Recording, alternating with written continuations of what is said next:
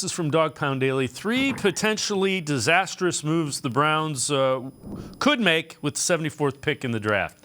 Number 3, drafting a running back. Again, this is with their first of the third-round picks.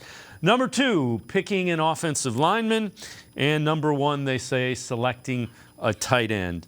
I don't know that if there's somebody that Andrew Berry thinks can be a starter at any of those positions in 2 years, at 74, I think you got to take him. At 74, if you identify a guy and think he has a future in the league that's going to be 3-4 years, you're going to take him. Yeah, I think that they're in a position now with, like we've just been talking about, addressing all their big needs, is that they really can go best player available on their board, who they think is the best player. And that's what they're doing. They're looking to supplement down the road. I mean, Harrison Bryant's in his final year.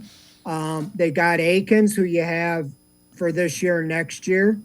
And I do think they'll take a tight end. I don't know if they'll take him first there, but if they have a guy they have graded better than the other guys they already have on the roster, they'd probably take a tight end. Did anybody see them taking Martin Emerson in the 3rd round last year? I think it was at 68. I certainly didn't. No. And then when they did take a cornerback, I'm scrambling to find his name on a list because he wasn't ranked as one of the top cornerbacks by a lot of them. Our lad had him, up there, but a lot of them didn't. And he turned out to might be the best pick, that Andrew Berry's had outside the 1st round, And so I think they could go anywhere.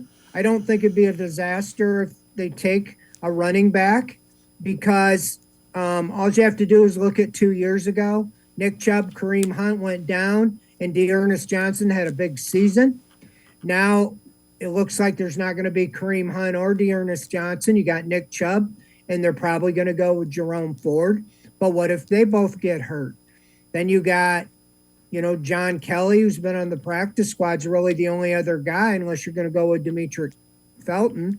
So if they see a running back, down there, they may take one. I don't know if they'll take one in the 3rd round, but an offensive lineman, I think at left tackle, I don't know how sold they are on Jedrick Wills. And if they see a guy they think could be the future left tackle, he could be a guy they take. But I don't look at anybody they take at 74 as being a guy you can count on this year. I've said that before.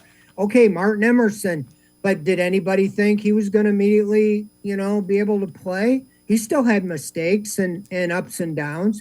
They want to win now. You cannot count on one of the guys at 74 to step in and be a stud. There might be a guy that ends up in training camp going, he's a stud. But I don't think you can count on that. So I wouldn't look at anything really as a disaster because they're looking down the road. And that's where I'm thinking right now. They're looking at immediate, who can help them now. And that's where free agency is the biggest, or trades are the biggest way to get somebody who can help them immediately.